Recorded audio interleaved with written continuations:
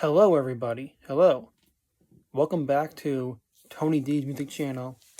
This is my third movie review as I just saw the film One to One, John Yoko, the brilliant documentary all about John Lennon and Yoko Ono in 1972 when they traveled from England to New York in America and eventually put on their One to One concert as a benefit concert to aid and raise money for the Willowbrook Orphanage. This documentary slash, well, really just documentary, not concert, but half of it was a concert. This documentary I thought was so brilliant because director Kevin MacDonald intercut footage from the John Lennon concert at One to One with various footage about the news of the day and what was going on in the world in 72, and a lot of footage of what John and Yoko were up to and their various activism stuff. And it was really fascinating. I loved how the film opened with John's live performance of the song New York City, which really cleverly tells the story of how John and Yoko came to New York City and then met people like David Peel and Jerry Rubin. And Jerry Rubin really latched on to John Lennon and vice versa. And John Lennon latched on to Abbie Hoffman and Bobby Seale quite a bit. And they did some radical activism together. He had Jerry Rubin and Bobby Seale on the Mike Douglas show, which can be seen in the documentary from last year, The Daytime Revolution. It was fascinating how early on in the film you saw him with Jerry Rubin on the Mike Douglas show, and they were at a protest together, rally. And I knew about the John Sinclair song and the whole story long ago, but it was so fascinating to see all the footage about that in this film that I saw tonight, and to see that only 2 days later, after John Lennon played a rally for John Sinclair, that John Sinclair was freed from prison for smoking 2 joints, selling 2 joints. And we saw footage of this John Sinclair leaving prison and being reunited with his wife and daughter. And it's hard to say John Lennon was solely responsible for John Sinclair being free, but I mean, how incredible is that John Lennon performed a song at a rally for John Sinclair and then he was free from prison 2 days later? That's incredible. I absolutely love that one singer singing a song can get someone free like that. I wish that kind of thing happened a lot more these days, or at all. And it was great that John Sinclair talked to Yoko after that happened, and they were both saying how wonderful this is and how wonderful that kind of energy was, that so many people came to a rally to support him. And I just love learning about history and political history, and I love how this film educated people on all the political news of the day in 72 that was sort of connected to what John Lennon and Yoko Ono were doing. There was footage about Richard Nixon continuing the war in Vietnam, and I loved how there was concert footage of John performing Instant Karma, while you also saw Richard Nixon and all the carnage he committed against the country of Vietnam and the bombing. And while John was performing Instant Karma, as in Instant Karma is going to come your way, Richard Nixon. And he did get karma eventually, because the Watergate scandal caught up to him and he had to resign. Yeah, he resigned and we got Gerald Ford and he didn't press any charge against Richard Nixon. But that's another conversation for another day. I loved getting the footage of Henry Wallace running for president, and he was giving some interview denying he was a racist, which is absurd because he was for segregation. That's blatantly racist. That was fascinating to see. It was really fascinating to see Shirley Chisholm, and now it's her presidential run, and she was the first Black woman ever to run for president. Yeah, most people think Hillary Clinton was the first woman, but it was Shirley Chisholm back in 72. That's really important to see. I had heard of Shirley Chisholm, never saw her before. And it was just finally seeing that John Lennon concert footage was absolutely astounding. He was 31 at the top of his game. And of course, we've seen the footage of Paul McCartney in concert in 76, and the year before that, George Harrison in concert at the Bangladesh concert. But we've had to wait way too long to see that footage of John Lennon at that Madison Square Garden 1-to-1 concert. All that footage was astounding. I mean, the performances that were captured in this film were just absolutely incredible. We saw him perform a song by his idol Elvis called Hound Dog. That was incredible. He performed a Beatles song for the one and only time, Come Together. Of course, that was captured on the Live New York City album.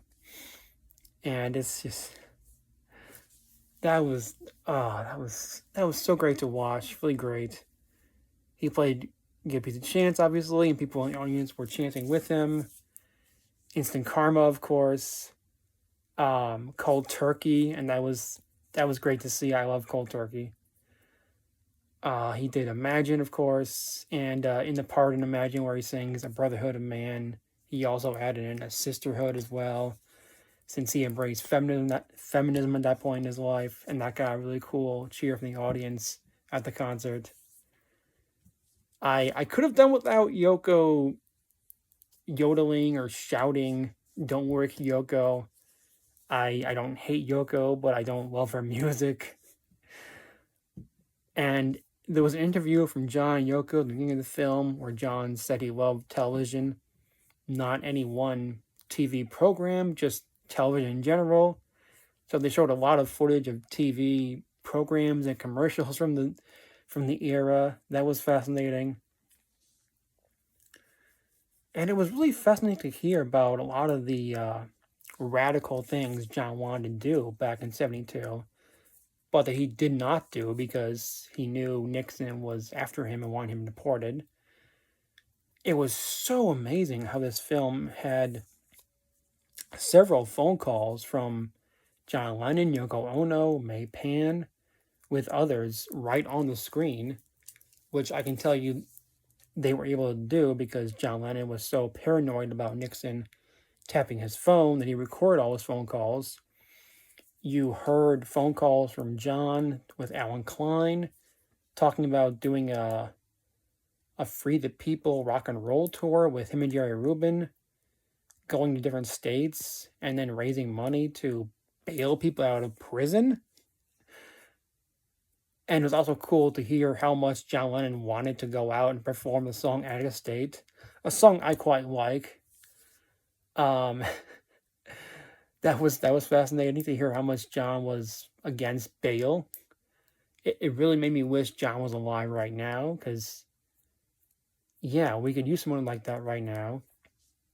Imagine if John was alive 5 years ago during the whole George Floyd protest, and to see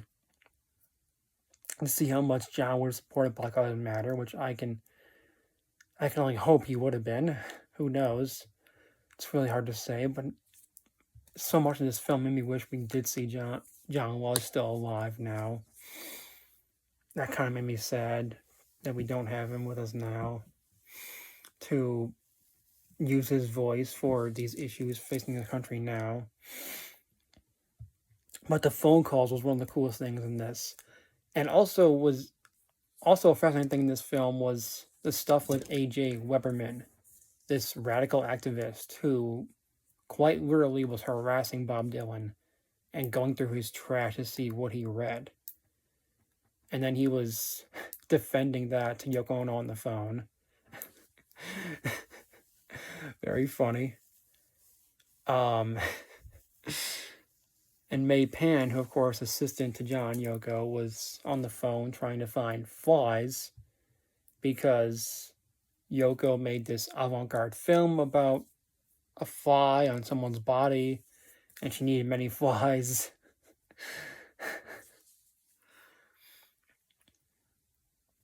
It was very sad to hear that John did not perform live as much as he wanted to because he knew Nixon wanted him deported. And he knew if he went out on tour and went out with Jerry Rubin, Nixon would have used that to get him deported. And also, when he saw this news program that Geraldo Rivera did about Willowbrook Orphanage with severely mentally challenged children in horrible conditions, that's when he had to put on this benefit concert to raise $1.5 million for them. And I had read about this before, but seeing the footage of the kids at this orphanage was extremely sad. They had no good sanitation there, and they barely got any food, and it was extremely bleak. I mean, good thing John Lennon did the concert, raise $1 million for them. I'm curious how much that helped. I wish there had been more footage about the rehearsal of the concert and the setting up. And I wish we had seen footage of John talking to members of his backing band, Elephant's Memory, and all that. I wish we had gotten more into that. And it's a shame that we didn't hear from the other singers that were there at the concert. Or maybe you could have heard from people who were at the concert. That would have been nice. But it made me absolutely ecstatic to see John Lennon performing on screen right there. And it was just great that the film ended on a happy note. That John did get his green card in 1975 in October. And then him and Yoko finally conceived a child named Sean Terra Ono Lennon, born the same day as his dad, October 9th, 1975. Well, same date, not same day. And of course, Sean Ono Lennon was a producer of this film because Sean Lennon has been doing a wonderful job of chronicling his dad's life, keeping his legacy alive with this film and the Mind Games box set last year. Oh, and one more wonderful thing from this film. I had read about John Yoko going to this feminist conference for NOW, the National Organization of Women, before, but in this film you see footage of that. And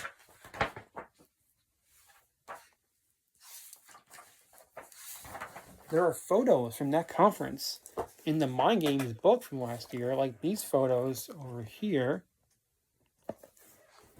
And I believe in the film you could see Betty Friedan at the conference.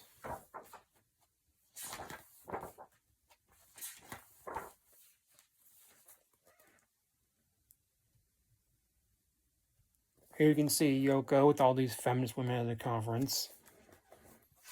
And John wrote a little card of himself at the conference. That was cool. I knew that, of course, John really embraced feminism after meeting Yoko Ono. And it was really fascinating to see him at this feminist conference. Yeah, it was just an incredible feeling to see his documentary, especially after 7 months ago when we saw Daytime Revolution. And, oh, one more thing. It was wonderful that this documentary film had the footage of John on the Mike Douglas show discussing how his parents were not there for him as a little child, and he was raised by his Aunt Mimi mostly.